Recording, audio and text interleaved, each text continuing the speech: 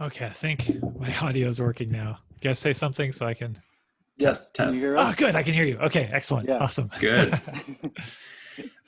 Nice We're background. in, It looks like a Wes Anderson yeah, movie. It's very yeah, balanced. Yeah, it's perfect. it's real too. This is actually where I am. That's so So cool. I this like is it. the dining room at my mom's house, and we're staying here over, COVID. Oh, that's And amazing. I was told I could not redecorate, so here we are. Why would you want to? It's perfect. That looks Yeah. great. It's funny. It's like everybody says. My first reaction when I was like, it was like, oh god. But I see it has my charm. It's just it has some charm. It is just not like the way I would do it myself, probably. Like working from scratch. I just I'm trying to adopt your viewpoint on it.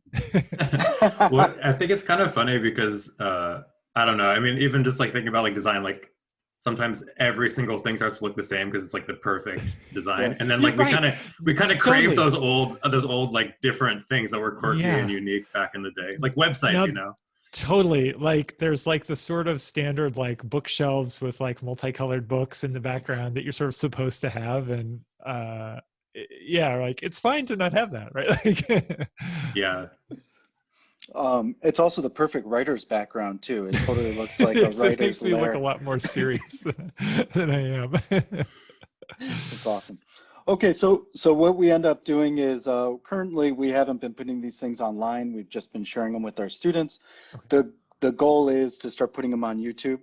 cool. That's actually in rebellion to Vimeo and their new freemium model. I don't know if you know about that, but No, they start I mean, they yeah. they deleted my videos. I was using them for like years, like I don't know, 10 Yeah. years. And then just one day they said, well, if you don't pay us 50 bucks a month or 25, we're going to actually delete your old videos. So I was Oh like, my God. so I like the just, mafia. I'm moving forward. Yeah, Yeah. that's awful. Yeah, Yeah, it's protection. okay. So I'm gonna have to pay us a little insurance for those videos. It'd be a shame if something happened to them. It'd be That's horrible if they awful. got delisted. Yeah. Okay, cool. Let's jump in. Oh wait, one thing before we start. Do you guys Yes. want me to record my audio or video or anything locally? You don't have to. Josh is recording. I'm recording. I think that's probably going to be good enough for now. Okay. We're not super pro at this, so I don't know if we're missing something, but Yeah, I think with the two of hopefully, us, we're good. And it goes without saying, but we'll take off anything that you that you say that oh, doesn't. That's right, fine. that as well. I can't Like imagine. if topics are covered and there's something, and even if later you're like, hey, look, cut it. It's fine. We won't share it. So I no appreciate that, pressure. but it Yeah. probably won't happen. But Yeah, it's good to I know. kind of, it's never happened. Yeah. Okay. All right, cool. So let's get started. So really excited to be here today with Jake Knapp from the New York Times bestseller of Sprint and really a paradigm shift of how people started to go about in the workplace of iteration and injecting methodologies in order to create new innovation and community within teams. For decades, there was this stagnant growth of how corporations and companies were working in the workplace. And then comes along new types of philosophical ways of interacting with teams. One is sprint, agile environments is another. And sprint is heavily used with Google, and I think you were a big part of that as well, if I understand correctly, with creating these types of new workflows and new understandings on how to reduce stagnation and kind of create iteration and create change. Really excited to have you with us today. So thank you for joining us. Oh yeah, thanks so much for having me on. I'm excited to talk about it. I think you might be giving me a tiny bit too much credit for for changing how things are done, because there've been there's certainly a lot of different tools and philosophies and ideas out there that I built on with a design sprint, and there's still a lot of work to be done Yeah. inside all kinds of companies, including the most sophisticated companies. Still, a lot of the things that happen there are not very sophisticated. So we have a lot of work to do to make things smart, so that we do work on the most important work, on work that really matters. We get to focus on the things that we we care about, and the reasons why we signed up to do our jobs.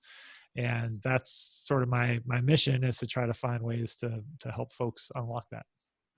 Yeah, And it's almost overwhelming because the way you lay it out is interesting, but then when you start thinking about it, you could take the same exact group, the same time frame, and depending on how you organize everything, you'll get entirely different results.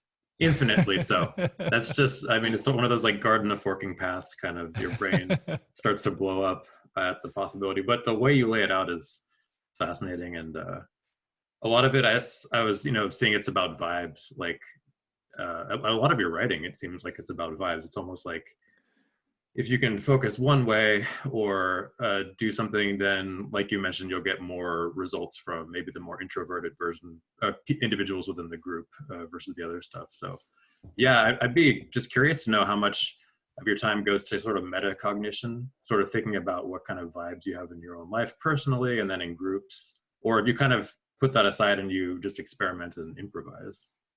I'm a much less organized thinker than you would think. Like if you were inside my head, a lot of what happens in the design sprint is driven on me being like a very flawed person, and I get aggravated easily by group conversations. I am a very short attention span, and so when I'm doing my own work, there are all kinds of problems. I can get quite an ego about my ideas. If I have an idea, I get really excited about it, and I want to talk everybody into it. And I've just been working for long enough to have tripped up on those things, to have had an idea that I pitched everybody on, and I railed and worked all the politics to get them to do it. And then I realized months later it was actually not a very good idea when it's too late. And we should have considered more ideas in the first place, or I should have been a bit more diligent in the way I approach things at the beginning of the project. And at the same time, like many people, I've been in meetings and felt like, my God, like this is so annoying. Why are we spending time on this? So why, I've looked back at the end of a week and thought, what happened this week? I was just bouncing from meeting to meeting. I was just answering email all the time. I didn't really do anything on the most important work, and after all of those things kind of piling up, my own mistakes, and then what seemed like stupid defaults that existed inside companies where I was working. Not because the companies are stupid, not because people are stupid. It's just we don't often have the opportunity to design the way we work. And I realized, well, at the beginning moments of projects, it's extremely important for what's going to happen. You're going to have maybe 10 people, maybe 100 people, maybe 1,000 people working on this thing for months or years. We're going to spend a lot of time, a lot of money doing this thing. But that beginning moment, it's certainly important enough to consider doing things differently, to consider taking 1 week and running a recipe instead of chaos, which is what usually happens. And so the design sprint became that recipe for starting off. And it's the design sprint is a sort of a checklist for how to run that week. And it's one big focal point for each day. Monday, you make a map of the project, the problem space, figure out what's the most important part we're going to focus on for the rest of the week. Who's our most crucial customer type? We're going to recruit 5 of those customers to come in on Friday. So now we've got a deadline. So we not only focus this week, but we've got a very concrete deadline. We're going to need to show something to strangers at the end of this week. And then on Tuesday, we come up with competing solutions, and each person coming up with their own, working quietly. Wednesday, we decide among those which are the strongest. Thursday, we prototype a realistic version of those winning solutions. And on Friday, we're running a simulation by showing these prototypes, realistic prototypes, to these 5 target customers who we've carefully recruited during the course of the week, one at a time, one-on-one interview. Here's this thing we're thinking about, or here's 2 or 3 things we're thinking about. We see it in people's hands, see how they react. And it turns out that sequence of things, and it took a long time to get to the right recipe that would allow you to do that predictably. But that is really powerful. And that changes the game, and it fixes a lot of the default human behaviors that I have, and like any group of people will have, at least for 5 days. Right. It's interesting because you're sort of in a lot of ways using human psychology kind of beneficially, like taking advantage of it by adding a little bit of pressure, the stranger aspect, the deadline. And a lot of that stuff came by, sort of running these over and over again, and some of the small things, like, you mentioned, how do you help an introvert to be able to participate to the fullest extent? Well, one of the problems is so many meetings we have, you get people in the room and they just start talking. I mean, you can hear me already. Like, I'm a talker. I'll talk all day, but that means that comes at a cost. Somebody else is not talking. We're not hearing from somebody else when I'm talking. So what we do in the design sprint is, every time there's a point where we need to get input from the team, and whether that's as small as like trying to come up with, how do we phrase what our goal is for this project, which is an important thing to do. We don't spend a ton of time on that, but we want to know what's the goal of this, or what are the metrics, how are we going to measure this, or something as detailed as like, what should the solution for this thing look like? Well, we could talk forever about that. And if we do so, we're really going to bias towards the extroverts. We're really going to bias toward the people who make good sales pitches, the people who have high status in the group, or at least perceive themselves to have high status enough so that they'll talk a lot.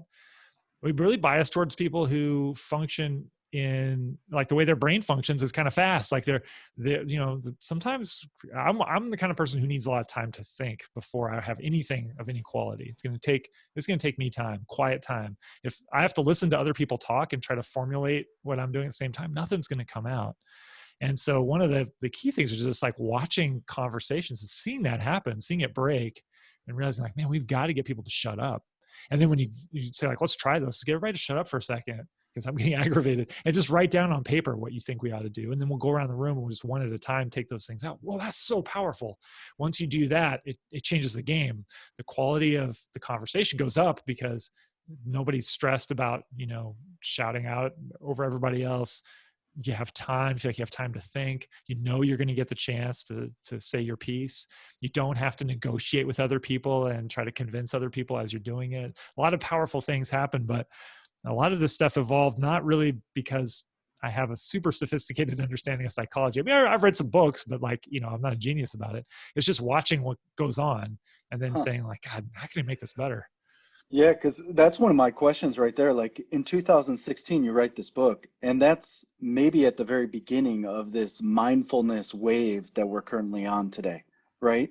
And this book is extremely mindful and exactly what you're talking about. And I was wondering if, outside of what you're talking about, just based on experience and trial and error, are there other influences that you have for mindfulness and that played into that?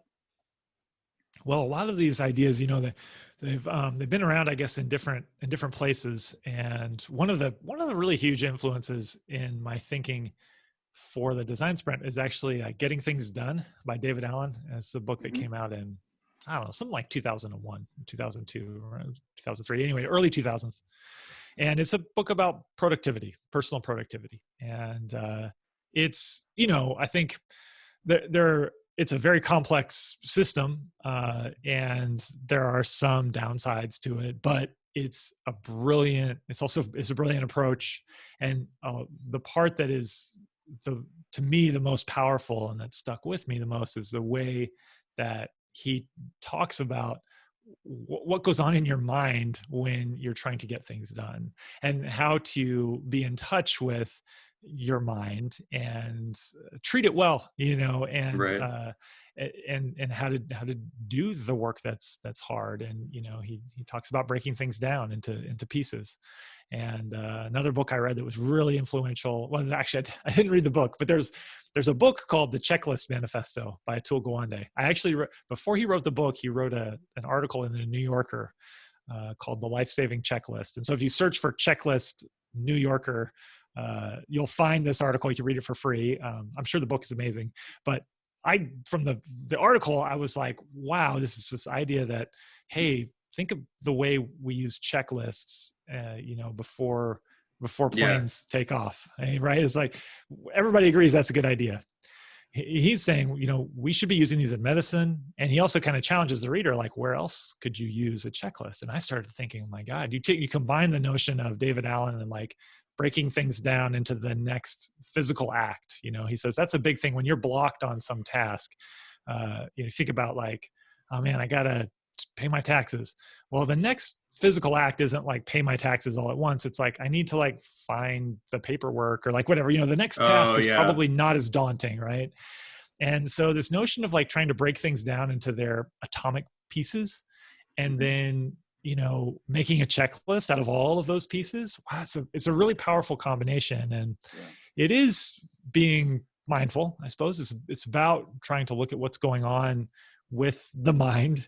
And once you look through that lens and then you combine that with trying to watch what's happening in a room, I think one opportunity I had that was unusual is to get to be part of the same moment for teams over and over and over again. I've been in the room with the team as they're starting off they're going to start a new business, or they're going to, they're trying to redesign their product, or they're going to build this big new feature or launch a new ad campaign, whatever. But the week that they start that off, and I've seen that dynamic play out hundreds of times, and which is it's really cool. It gives me an opportunity to see like, what are the things that work and don't work? And when you have that lens of the checklist and looking for the little bits, then you can start to play with it. If people will let you run the meeting, then you can experiment. And that is where the sprint process came from. And that is how, I guess, to the extent that it is mindful, it's probably from that.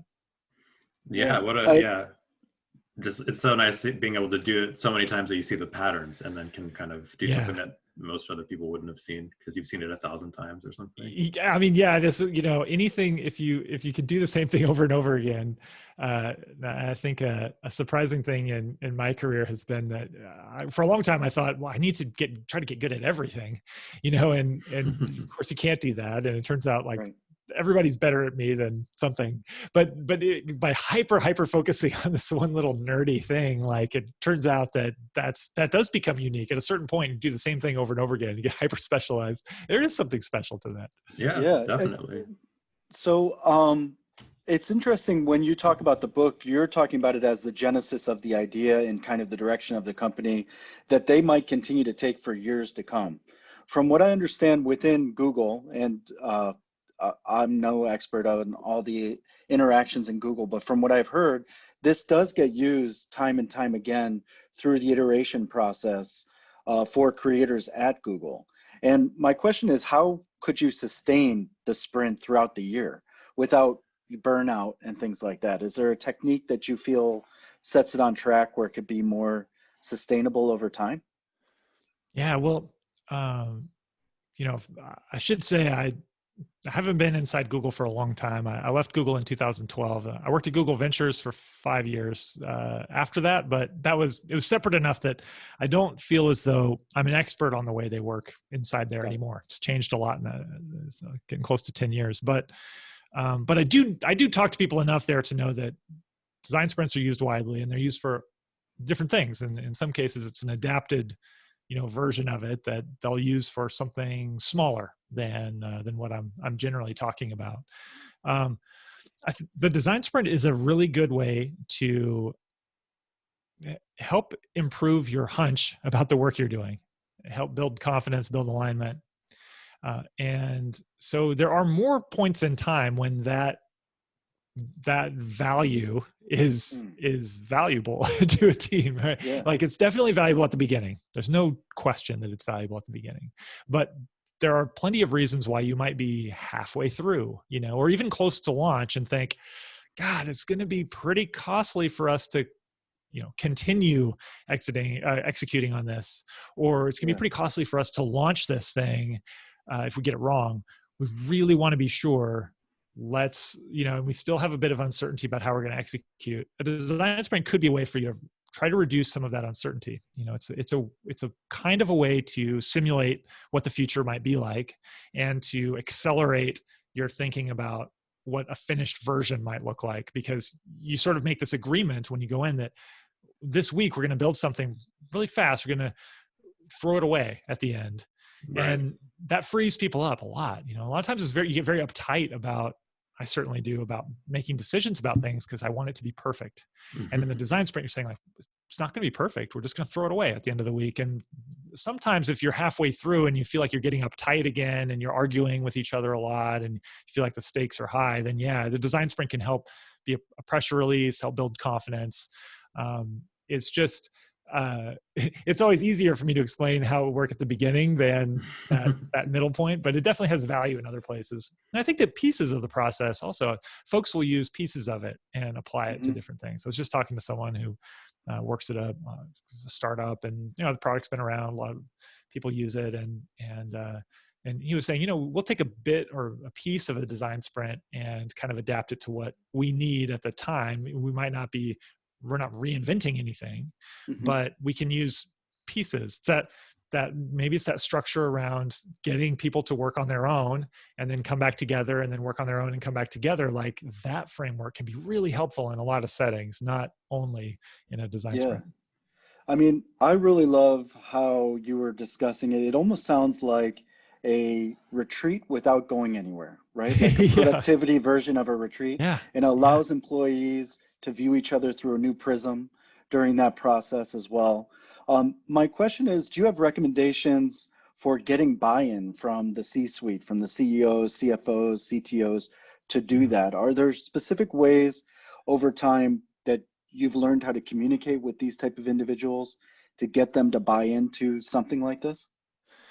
Yeah. Well, I can tell you what has worked for me, and every situation is unique, but the first thing is that going to the C-suite with this is a really good idea. That's the best way to build support for it. And I think the other way that sometimes is appealing because it's lower stakes is to grassroots build support on the team. There's nothing wrong with building support on the Interesting. team, but it's a lot more powerful if you get the big boss to say, hey, I want you all to do this. I want to do this Right. as an experiment. Yeah. And I think that that's so much more powerful, and you need the big boss's involvement in the design sprint. That's one of the key ingredients, is that the decider, as we call it, is Hmm. involved. That you really are best off if you could just go straight to the top and say, here's what I think we should do. Will you please let us experiment with this? That's one part of it. I think you can frame it as an experiment, and that may be helpful. Uh, Mm. Executives, any kind of an organizational, like leader or whatever, like most of the time in organizations, when we do something new, we're like throwing a switch, like we're going to do it this way now forever. This Right. is a new policy, and we're adopting this new framework, we're adopting this new thing. And it's just like, oh my God, that's scary.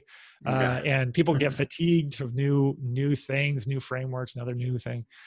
So there's naturally resistance to it. One thing that's cool about a design sprint, it's just 1 week and it doesn't affect anything you do before. It doesn't have to change the way you Right. work after. I hope it'll have influences in people's work after, but you're not taking on a new religion with it. You're just saying, well, we're just going to spend 1 week doing this other thing. Yeah. So that's a Time good, I fixed think, bid.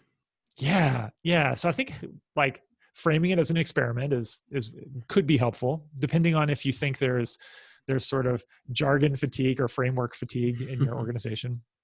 But really, look, the key to pitching this to a business leader for me has been to start off and just say, like, can you tell me, I'm trying to help you out. Like, can you tell me what's going on in the business? What's important to you right now?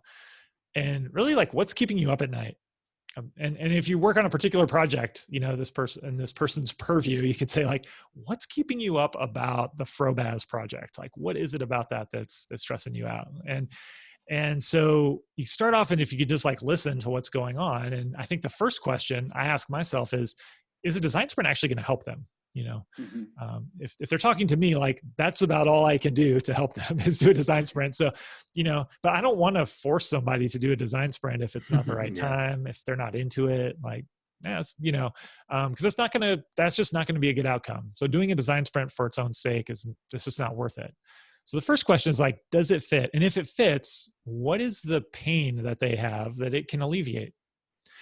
One thing that's hard about selling the design sprint to people, trying to convince them that it might be a good idea, is that if you have experienced one, if you've done it, if you're sold on the process yourself, then you might realize that there are like a million different good things that come from it. There are all Right. kinds of good things that happen. And it can be hard to list them all even, but my Yeah. gosh, we're being more inclusive of the people on our team. We're respecting each other more. We're getting this different kind of data that we almost never get. We're testing our product in a different way.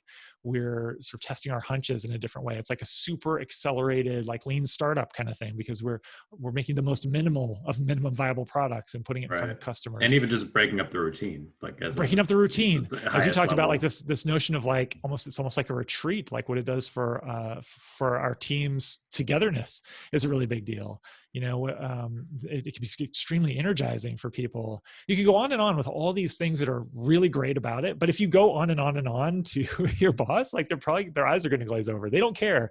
But the key thing is, like, there might be one thing that is really keeping them up at night that the design sprint can help them solve. And what I've found is it's usually that we can make a prototype really fast. So if this project feels like it's daunting, it feels like maybe it's going a bit slow, maybe we're almost paralyzed because there's so many options, in 1 week, I could get you a prototype. You don't have to say we're going to test it, but 1 week to a prototype is a really big deal. And the second selling point is often alignment. If there's a lot of different teams who are involved in this, and it's challenging to get everybody rowing in the same direction, the design sprint, you give me a week, I can get people all involved, all starting this together. So everybody is like, feels like they're part of it, and it's aligned, and we aren't doing politics for months. Yeah. I like the way you framed that. It's like, because I think just in general with kind of persuasion with humans, it's like sometimes the laundry list approach of just, here's like 1,000 things that it's great at is good. Maybe you're looking at a book, right? You can laundry list 1,000 things and it keeps the reader reading. But then, if you're just trying to convince one person who maybe is busy or something, it's like, all right, just give the best 2 most persuasive things, kind of figure that out. Yeah. And I didn't come to that because I'm so good at persuading people, but just because that's the only thing people seem to care about is the prototype or the alignment. And they will understand the rest when they experience it, but nobody's ever going to want to do a design sprint because they're really dying to do more customer research. You know, that's just not going to do it.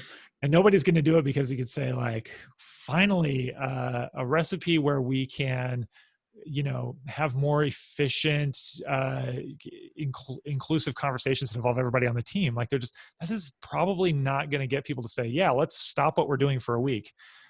That's expensive and hard and sounds crazy. Yeah, 100%. So you just got to line it up with what helps them with the business. Yeah. How about you bring up the lean startup? How about for smaller groups, smaller communities, maybe even, we have college students trying to start something out with a company or a small group. How would you recommend that they could potentially use this? And then to add on to that question too, in today's world that we're in, are there new online ways that you also would recommend or are integrating currently? Yeah. Well, for the first part, I think that no matter what kind of a team you're a part of, and in fact, even if you're not part of a team, I hear stories pretty regularly of people doing design sprints on their own, right. which is hard. It has its own challenges, but if you search for one person design sprint, you'll find stories that people have published about how they've done it. And to compartmentalize the decider portion of your brain, I guess. Right. Multiple personalities. Right. Multiple personalities, right. The hardest part about working on your own is, like, for me, being really distractible. Like, I need the peer pressure of the other people in the room to keep me focused, and so if you're on your own, you really have to do it yourself. But it doesn't matter if a team is, if it's a team in a nonprofit, if it's a team, and I've worked with a team in the government, what you make for a prototype and how you test it, it might look differently if you're doing this at a school and you want to make, something about the way your class is run better. You have an idea of a problem you want to solve there. The prototype and the test may be totally different. It may be that we're going to try a new class schedule and we're going to run it for a day, and we're going to, survey people at the end or interview them. But the rest of the format is going to be the same, because the design sprint is really just a problem-solving framework. We have a big challenge. We're going to lay out what's going on there. That's the map. We're going to come up with competing solutions for it. That's the sketch. We're going to put detail behind those, so we know, like, really how this would work. And we're going to decide which are the best, and we're going to try to figure out how we make this as realistic as possible this week, and then we put it into action and we see how it goes. And if you think of it that way, then it's possible, I think, to apply this to all kinds of situations. So I definitely think it's possible. Second part of your question is about doing this over video remotely, and obviously that's the world we live in now, and I think it's the world we will live in forever now, because I certainly look forward to seeing people in person again and doing these in person, but there's going to be more remote work now, more work that happens over video for sure. So before COVID, I was really reluctant to do any design sprints over video. There are so many challenges with it, but some of those challenges have lessened greatly. People are just more comfortable with video in general. Video has gotten better. And so more people have access to good video at their home for whatever they've either, had to set it up, or the tech has gotten better, just generally that side of the equation is better. And there are also much better tools now than there used to be. So tools like Mural, Envision Freehand. There's a lot of different whiteboard apps that you can use, and they all have templates for design sprints. And you just have to find like a good one. But we actually put together a whole resource. If you go to thesprintbook.com/remote, there's like a free guide that sort of accompanies the book and explains how to adapt to the different steps to do them over video. And I'm sure that if there's ever like a second edition of the book, it'll talk a lot about how to do it, because I do think this is the new world. Yeah, well, breaking off into individual, breaking off from the group into individuals is pretty easy with the new paradigm, but there are advantages. There are totally advantages to the new paradigm. I mean, you as you said, like when you do work on your own and you're in your own space and you can actually like shut off the screen and not have to look at everybody, like that could be really good for deep thinking. That's gonna be really good. Yeah, we did get a wrench thrown into the world with this telepresence thing, but it is cool that it's accelerating it, and who knows what kind of new tools we'll get soon. Totally. Yeah. And those whiteboards, when the sprint is over, you have this like artifact of the whole thing that you can hang on to forever. And that's really cool. That it's much harder to recreate that from photos of the room and what we wrote on the wall and what we, wrote on paper. You already have it collected and organized, and that's really cool. And it's also easier to do customer interviews over video. You can recruit people wherever they are, not just the people who are near your office, and you can talk to them in the comfort of their own home, where they may feel more likely to be blunt and honest with you than when they're a visitor in your space. And that's really powerful too, because that's what you want. Right. I noticed the narrative tone of this book is fantastic. And actually the reader of the book, Daniel Bittner, he sounds like a young Casey Kasem, actually. I was trying to find what's going on with this voice that I'm hearing, but he's totally a young Casey Kasem. As an author, what advice do you have for people looking to author a book? Have you leveraged editors or co-writers to help with the documenting process? And I imagine when you first set out, you weren't like, I'm going to write a book about this. How did that kind of take place, and what advice do you have for people? And also, out of curiosity, how is your writing going? Well, my writing right now is not going great, to be honest with you. COVID is not a good scenario for me for writing, because I have kids, and well, I'll just let you fill in the gaps of what you might imagine it takes to write. I have kids as well, and can understand. So I have written, I'm trying to write a science fiction book right now, and I don't know if it'll ever get to the point where anyone else should read it. But it would be sort of cruel and unusual punishment at the moment to read my draft. But I do have a draft of it, and actually it may sound sort of silly that I'm writing a novel, because that's not really the talent that I have. But it's the second time that I've done this, and the other one would be cruel and unusual punishment to make anyone read it. But I did that before writing Sprint. I started off with NaNoWriMo, the National Novel Writing Month, which is November every year, so you've just missed it. But like basically the premise is people around the country participate in this, and you try to write 50,000 words in Wow. November. So it's like 1,500 words a day. And Yeah. the idea is it's sort of like a sprint, really. I mean, the idea is like you have Yep. this forcing function, this time box, and you kind of got to rush through and do it. And it forces you to stop saying, I'll do that someday, and to do it like right now.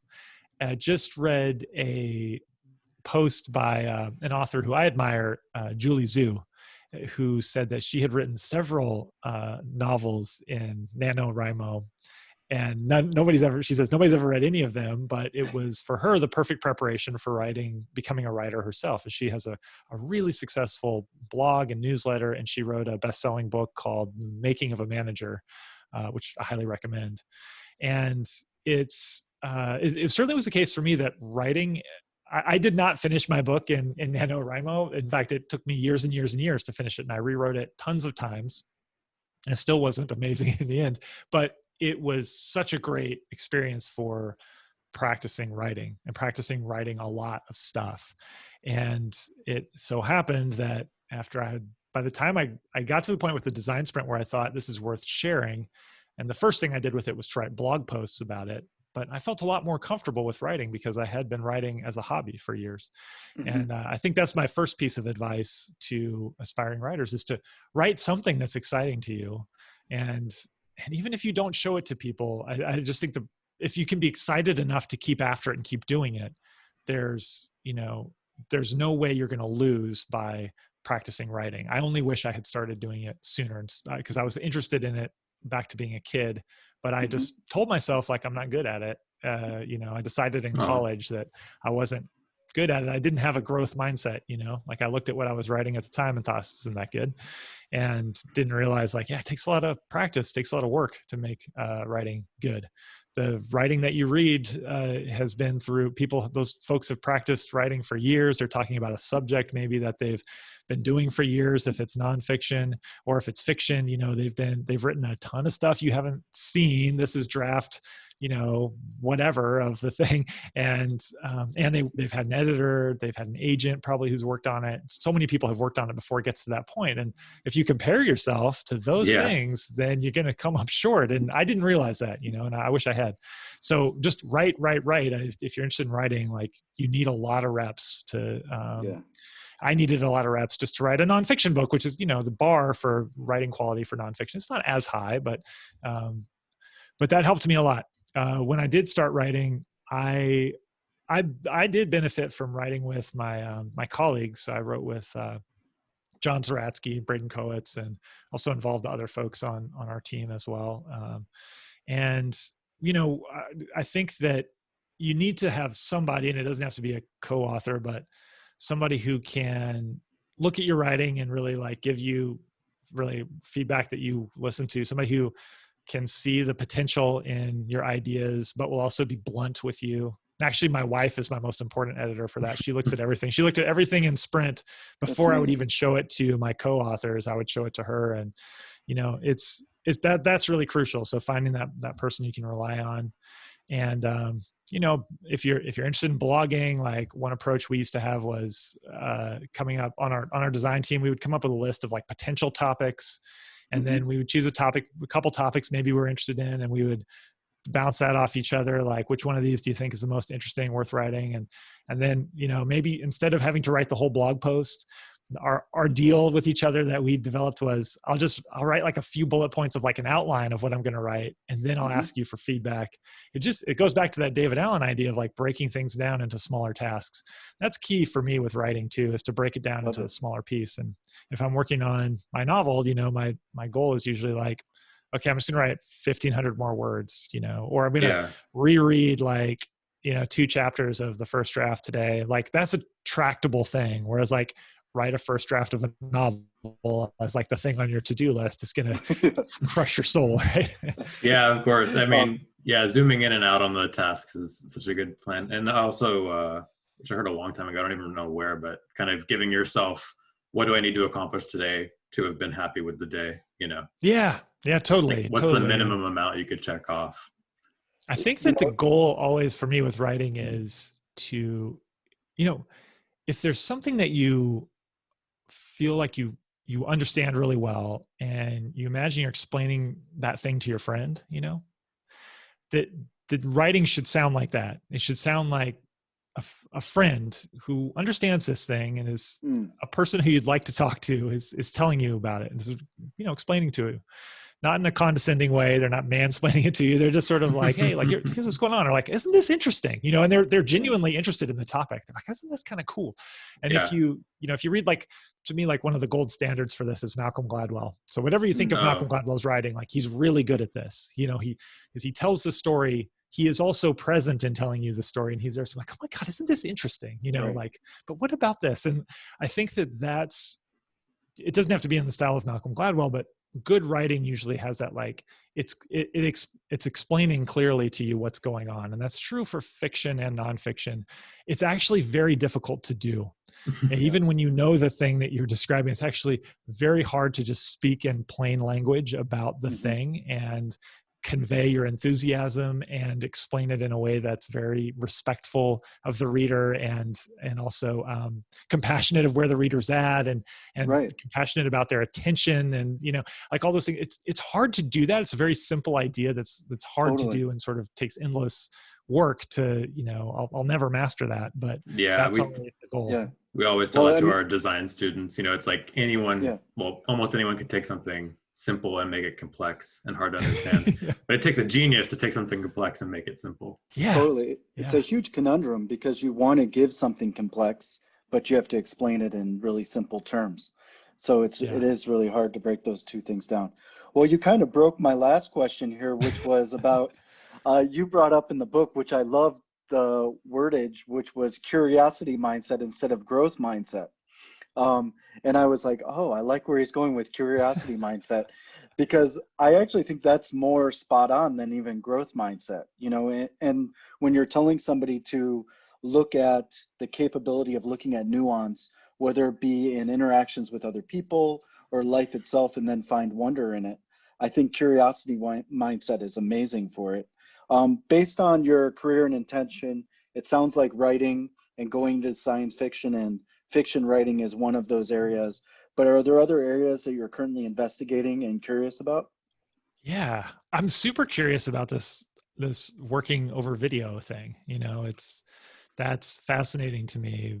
It's surprisingly fascinating to me because I worked in this like topic many years ago. When I was at Google, I worked on what is now Google Meet, and it will, and we were thinking about online whiteboards and how do you share documents and what are the right ways to raise your hand, or like, well, all these things like this that you have to consider with that stuff. But it sort of felt like, well, I've done that, like that was sort of in the past, and I found that during this time, like my intrigue in that has rekindled. Partly it's that part of me that gets aggravated when things don't work the way I want them to. And it's just like, it's a really hard challenge to figure out how to make work happen well over software. But what's really exciting about it is that software introduces the possibility of a framework. And a framework on work is kind of what my whole thing is. Like that's kind of what I've gotten into over the last decade plus. So the possibility of giving people an easy on-ramp onto the right framework to do whatever work they have to do at that time together, I think is super interesting. And I'm not someone who really like just enjoys like thinking about technology for technology's sake. I have like my bar for it is like pretty high. I have to get pretty excited, but this is sort of like past the bar where I'm like, oh, this is kind of fascinating. Like I really can't stop thinking about it now. Yeah, I've been enjoying it a lot because I've noticed there's a lot of subtle social things that have been changing, but even stuff like it's like something with this expat freelance mindset that's just gotten to everyone now, where you'll pitch like a meetup or a party or something with your friends at crazy hours. You're like, oh, what about like midnight? Because everyone can make it. And before they would think you're crazy, like you're friends with a 9-to-5, but now they're like, oh yeah, we could do it, no problem. That's a fun side effect.